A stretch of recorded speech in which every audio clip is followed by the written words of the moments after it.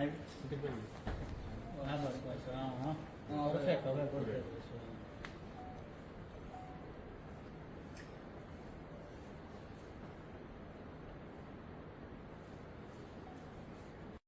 Sir, વેરાવળમાં ગઈકાલે ફાયરિંગની ઘટના બની, શું પૂરો મામલો છે? આપણે સૌ જાણીએ છીએ, ગઈકાલે વેરાવળ પોલીસ સ્ટેશન વિસ્તારમાં સોમનાથ ટોકીજ પાસે એક ફાયરિંગનો બનાવ બનેલો હતો. આ ફાયરિંગનો બનાવ બનેલ હતો એમાં જાવેદ તાજવાણી ઉર્ફે જાવેદ વાંદરી ઉપર ફાયરિંગ કરવામાં આવ્યું હતું અને આ ગોળી એને હેડશોટ એટલે કે માથામાં કપાળના ભાગે જમણી આંખની ઉપર વાગેલી હતી. અને આ બનાવને પરિણામે પહેલા વેરાવળ પોલીસ સ્ટેશનમાં હત્યાના પ્રયાસનો ગુનો નોંધાયેલો હતો અને ત્યારબાદ આ જાવેદ તાજવાણી ઉર્ફે જાવેદ વાંદરીને પહેલા સરકારી હોસ્પિટલ, પછી મલ્ટી સ્પેશિયાલિટી વિમ્સ હોસ્પિટલ અને ત્યારબાદ વધારે સારવાર માટે જુનાગઢ ખાતે ખસેડવામાં આવ્યા હતા. અને આ સારવાર દરમિયાન માથામાં ગોળી વાગવાની ઈજાના કારણે તેમનું મૃત્યુ થયેલ છે અને આ સમગ્ર બનાવ હત્યાના બનાવમાં પરિણમ્યો હતો. સમગ્ર બનાવ બન્યો ત્યારથી જ પહેલાથી જ આરોપી તરીકે વડોદરાના જ ફારૂક મોલાના એફએમનું નામ આવી રહ્યું હતું અને પોલીસે આ દિશામાં તપાસ ચાલુ કરી હતી અને પોલીસને જે શંકાસ્પદ નામ મળ્યા હતા એ શંકાસ્પદ નામ વેરીફાઈ થયા હતા. ત્યારબાદ પોલીસે સોમનાથ જિલ્લા પોલીસ દ્વારા લગભગ 6 જેટલી જુદી જુદી એલસીબી અને એસઓજીની ટીમ બનાવી ફારૂક મોલાના અને એના સાગરીતોને પકડવા માટે આખા જિલ્લામાં જુદી જુદી જગ્યાએ રેડો કરવામાં આવી હતી અને લગભગ વહેલી સવારે 3 થી 4 વાગ્યાના અરસામાં અમારી એલસીબીની ટીમોને આ આરોપીને તમામ 4 આરોપીને પકડવામાં સફળતા મળી છે અને એમના હત્યામાં જે હથિયાર વપરાયું છે, જે દેશી કટ્ટો પિસ્તોલ જેવું એક હથિયાર છે, આ પણ કબજે લેવામાં આવ્યું છે. આમ ગઈકાલે લગભગ 1 વાગ્યાના અરસામાં એટલે કે તારીખ 20 તારીખના બપોરે 1 વાગે આ બનાવ બન્યો હતો અને 21 તારીખે સવારે લગભગ 3 થી 4 વાગ્યાના ગાળામાં અમે તમામ આરોપીઓને પકડી પાડ્યા છે.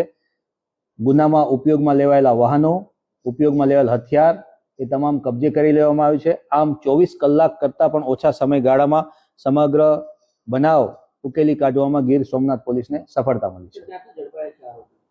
આરોપીઓ બધા છૂટા થઈ ગયેલા હતા, એટલા માટે મેં આપને કહ્યું 6 ટીમો અમે બનાવી હતી. એમાંથી 3 આરોપીઓ અમને કેશોદ બાયપાસ પાસેથી એ આગળ રાજકોટ સાઈડ ને અમદાવાદ બાજુ ભાગી જવાની ફિરાકમાં હતા. તો ત્યાં અમને બાતમી મળી હતી એટલે ટીમ સતત ત્યાં જ એમનો પીછો કરી રહી હતી. એટલે 3 આરોપીઓ પૈકીના ફારૂક મોલાના, અનીસ રહેમાન કુરેશી અને સમીર ઉર્ફે બાલી યુસુફ, આ લોકોને 3ને કેશોદ બાયપાસ પાસેથી અને આરોપી નંબર જે 2 છે, જે જાવેદ ફારૂક મોલાના છે, આને અમે તલાલા પોલીસ સ્ટેશન વિસ્તારના ઉમરેઠી ડેમ જંગલ વિસ્તારમાંથી પકડી પાડ્યો છે. શું કારણ હતું?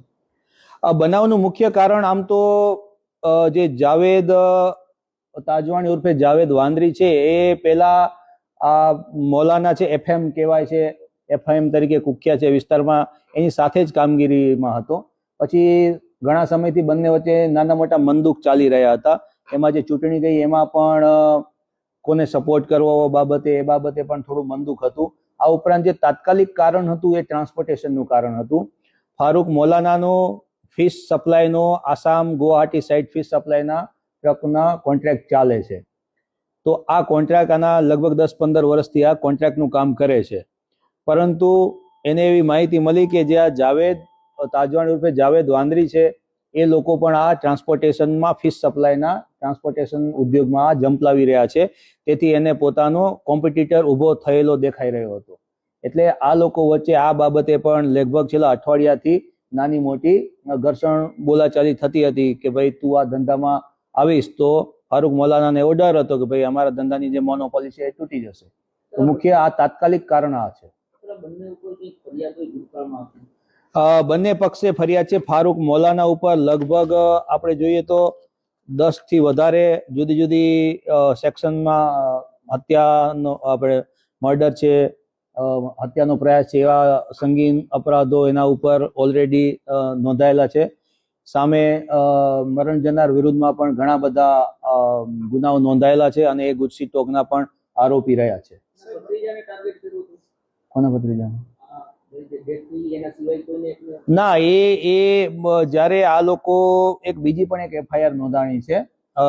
એ એફઆઈઆર જેમાં આમાં હત્યાનો પ્રયાસ 307 દાખલ કરી છે. આઈપીસીની જે જૂની કલમ હતી 307 દાખલ કરી. એમાં હાથના ભાગે એને કુવાડી અને તલવાર જેવા ગંભીર પ્રકારના હથિયારોથી ઈજા પહોંચાડવામાં આવી છે. આ બીજી એફઆઈઆર અમે દાખલ કરી છે.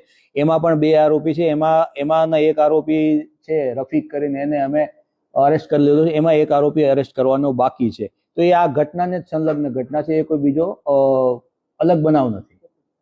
આજે મૃતક છે એની ઉપર હુમલાનો અને હત્યાનો પ્રયાસ કરવાના હતા અને કંઈક ને કંઈક રફીક મોલાના એનો મુખ્ય ષડયંત્રકાર છે. તો એનું નામ આમાં છે કે કેમ? તપાસમાં આવ્યું છે કે? અત્યારે જે અમને પ્રાથમિક દ્રષ્ટિએ માહિતી મળી છે એ આ પ્રકારે છે કે છેલ્લા લગભગ 1 વીકમાં જાવેદ તાજવાણી ઉર્ફે જાવેદ વાંદરી અને ઇમરાન છીપા દ્વારા એક ગુપ્ત મીટિંગ કરવામાં આવી હતી. આ મીટિંગમાં સામે પક્ષે એટલે કે ફારૂક મૌલાનાને એના પક્ષે નુકસાન પહોંચાડવાનું અથવા તો એમને સીધા કરવાનું આ લોકોની એક મીટિંગ ગુપ્ત રીતે મળેલી હતી એવી અમને અત્યારે બાતમી છે. આ બાતમી સામે ફારૂક મૌલાના અને એ લોકોને મળતા એ લોકો પણ તૈયારીમાં હતા. અને મીનવાઇલ આ રસ્તામાં જે કાલે જે બનાવ બન્યો છે એ કોઈ મતલબ પ્રી પ્લાન બનાવ હતો એવો નહોતો કે ભાઈ આજે આને આ જગ્યાએ પતાવી દેવો છે, એવો કોઈ બનાવ નહોતો. પરંતુ ગઈકાલે બપોરે એ વિસ્તારમાં લાઇટ ગઈ હશે એટલે આ જે ફારૂક મૌલાના પોતાનું 2 વ્હીલર લઈ અને પોતાની એક બીજી જગ્યાએ ફાર્મ હાઉસ ઉપર જતો હશે. મીનવાઇલ રસ્તામાં એને જાવેદ તાજવાણી ઉર્ફે જાવેદ વાંદરી મળી ગયો. ત્યાં રસ્તામાં થોડીક બોલાચાલી થઈ અને ટ્રાન્સપોર્ટેશન બાબતે ચર્ચા થઈ કે ભાઈ એફએમએ ફારૂક મૌલાનાએ એવું કીધું આને કે ભાઈ તું આ ધંધામાં શા માટે ઉતરી રહ્યો છે, જ્યારે તને ખબર છે આપણે ભેગું સાથે કામ કર્યું છે, તો તું આ ધંધામાં મને નુકસાન થાય એના માટે શું કામ તું કોમ્પિટિશન ઊભું કરવા જઈ રહ્યો છો? 2 જણા વચ્ચે ત્યાં બોલાચાલી થાય છે. બોલાચાલીમાં આની પાસે જે મેં અમને કીધું કે અગાઉની એની પાસે બાતમી હતી કે આ લોકો એમને નુકસાન પહોંચાડી શકે છે શારીરિક રીતે, એટલે આ થોડોક પોતાની તૈયારીમાં હતો અને આ લોકોને પણ એ લોકો જે 8-10 જણા હતા એ તૈયારીમાં હતા કે આ લોકો આપણા પર ગમે ત્યારે હુમલો કરશે. એટલે આને પાસે એ જે દેશી કટ્ટો જે એને પાસે લગભગ 3-1 વર્ષથી લઈને રાખ્યો છે, આ યુપીના કોઈ ગામડામાંથી ખરીદીને આવ્યો છે, એની તપાસ હાલમાં ચાલુમાં છે. તો આ કટ્ટાથી એને સીધું ફાયર કરી દીધું છે. સર